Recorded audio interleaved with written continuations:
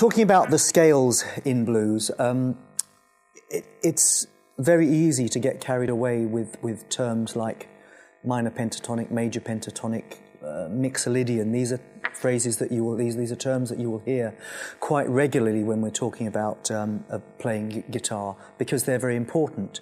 There's an interesting fact, though, that whereas B.B. King has no doubt played the mixolydian scale many times in his life, or parts of it, he doesn't know what it is, and he doesn't need to know what it is.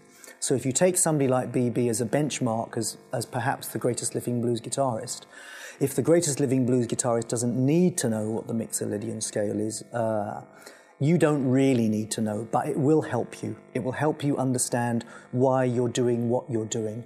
You don't need to learn it to be able to play the blues, as indeed people played music before they ever learnt to write it down. They learnt to write it down in order to document what they were playing, so the writing down came second.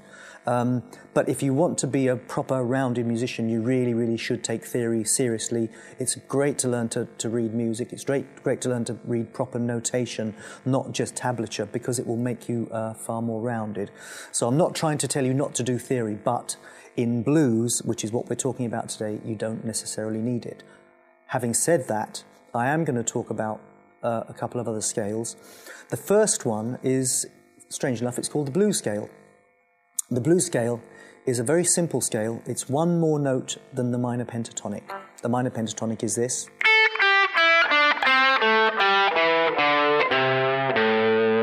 Or the other fingering.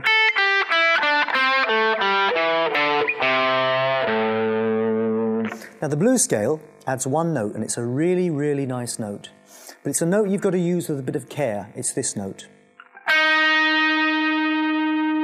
Now, that already sounds to me a bit jarring in the context of what we've just played. Hear it, listen to it like this.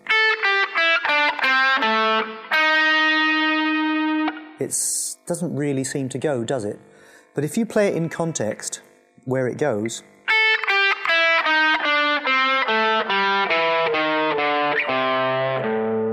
it's the most natural thing in the world.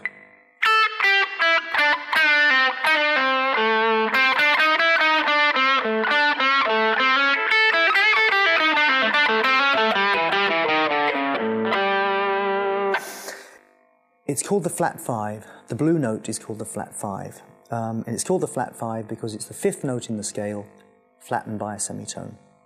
That's the fact of it. Whether you actually take that on board and use it or not is up to you, but that's what it is. And so here it is.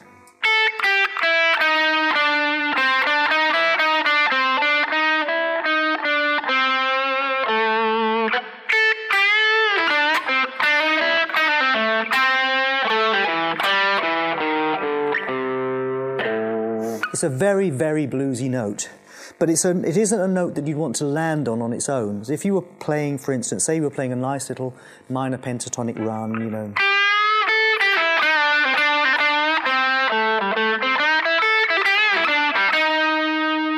You wouldn't really want to do that. Treat it more as a passing note. So a passing note is a note that goes before another note, or after another note, or between two notes. So, for instance, you might want to be aiming for that one, but you could go, or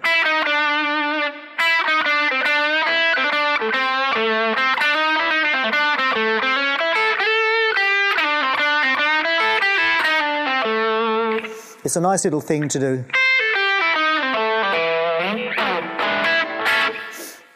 It's a nice thing.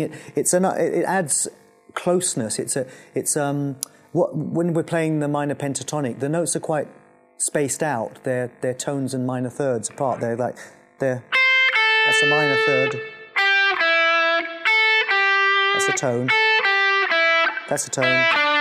So they're 2 frets or 3 frets apart. But as soon as you put that flattened fifth in,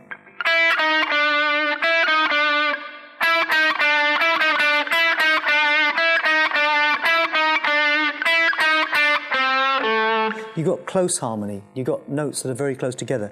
You've got 3 notes that are a semitone apart. That's called chromatic playing. When notes are semitones, that's a chromatic scale, semitones apart.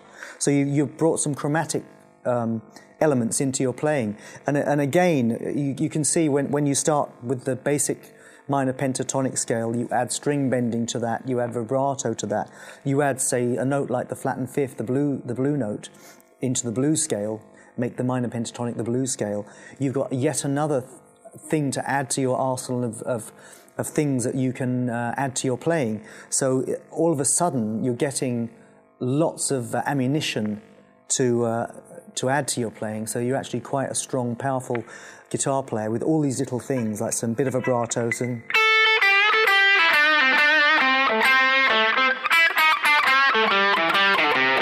string bending.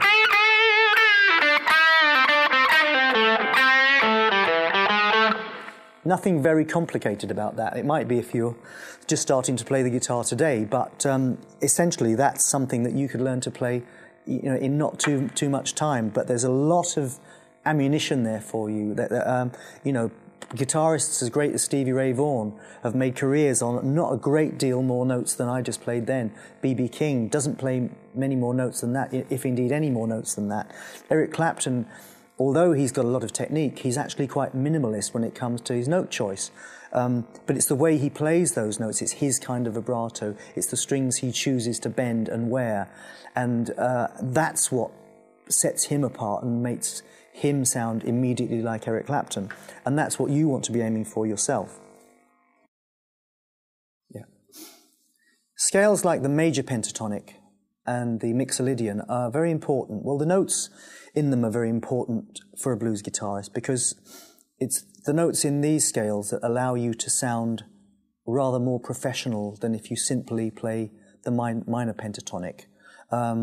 We've added the blues note, the flat 5, to the minor pentatonic to make it the blues scale. That gives you a lot more character to what you play, but there are other notes that you can add which are quite simple notes. The notes are much simpler than the sound of the scales that they come from, which is why I'd rather talk about the notes than the actual scales, although in order to explain the notes, I have to explain the scale first.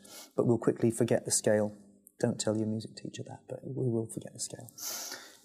Here's the major pentatonic is exactly the same shape as the minor pentatonic, but in the key of A, which we're in at the moment,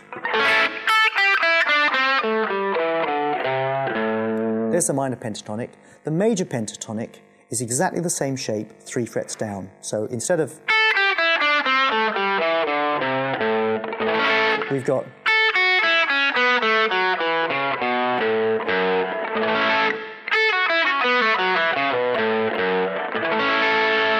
you can hear it fits the chord.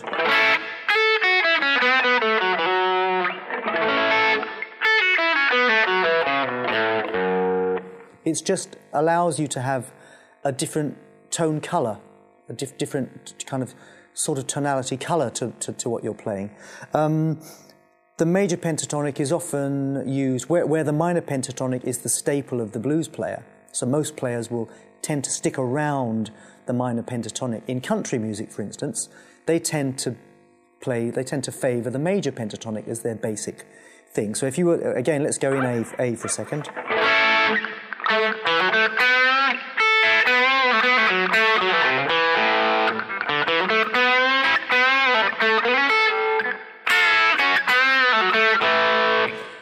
That's a kind of country-ish sounding blues, really. It wasn't very country, but they tend to use that. But if you, what I would say you shouldn't do, which is, and it's often taught in a way that makes you believe that you shouldn't treat the major pentatonic or the mixolydian or any other thing as a separate entity and then play it on its own, or then play the minor pentatonic on its own. The very, very best thing you can do is learn what the notes are and then integrate them all into your playing. So you play some major pentatonic, you play some minor pentatonic, you play some mixolydian, you add in the blues note. That's how somebody like Gary Moore thinks about it. I know he does because I've spoken to him about it. So he basically thinks of the shapes that go under his fingers, that he recognises, that are comfortable, like the... And then he adds other notes in between them. Like if you're thinking of joining up the dots, you add some more dots so the dotted line is actually closer together. So rather than play, you might play.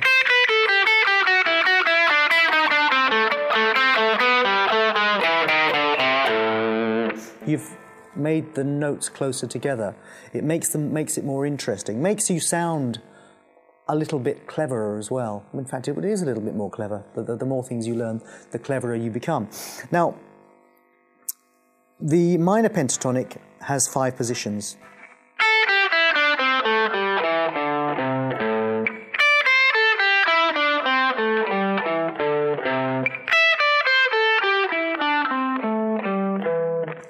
Just as the minor pentatonic has 5 positions, so the major pentatonic also has 5 positions.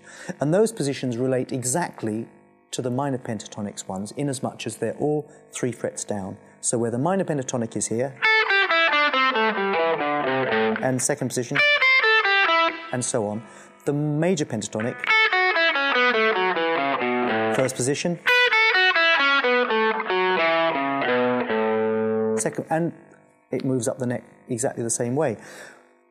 There's a very interesting thing happens there, though, because if we're soloing in the position that I've been soloing, which is in the key of A, around this position, this first position or this first box, as you'll hear a lot of guitarists call it,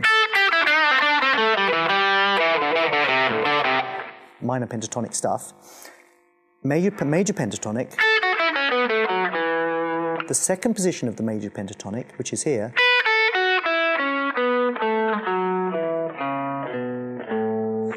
now you notice something weird's happened there. The second position of the major pentatonic, and you need to learn this, you need to look it up in some books or magazines, find out where the positions are. You'll notice the second position of the major pentatonic actually sits right over the place where the first position of the minor pentatonic is. So, here we are. First position minor pentatonic,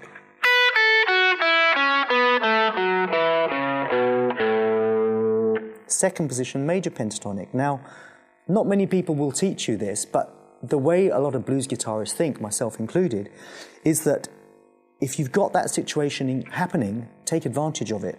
Find out where the notes integrate, so you minor pentatonic,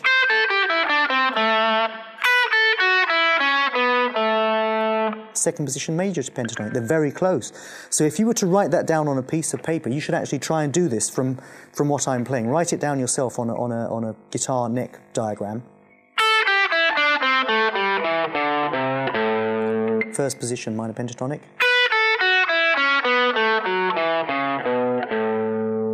Write that down on a guitar neck diagram and you'll see where they are. But if I play them together, you get this effect. And so on. So you can see you've suddenly got more notes to play with.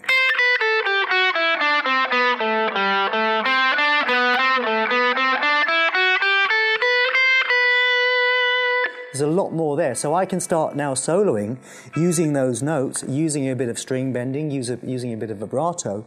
You suddenly start to become much more professional sounding without actually a great deal more fuss or a great deal, it's not difficult to learn these things. So here we go, look.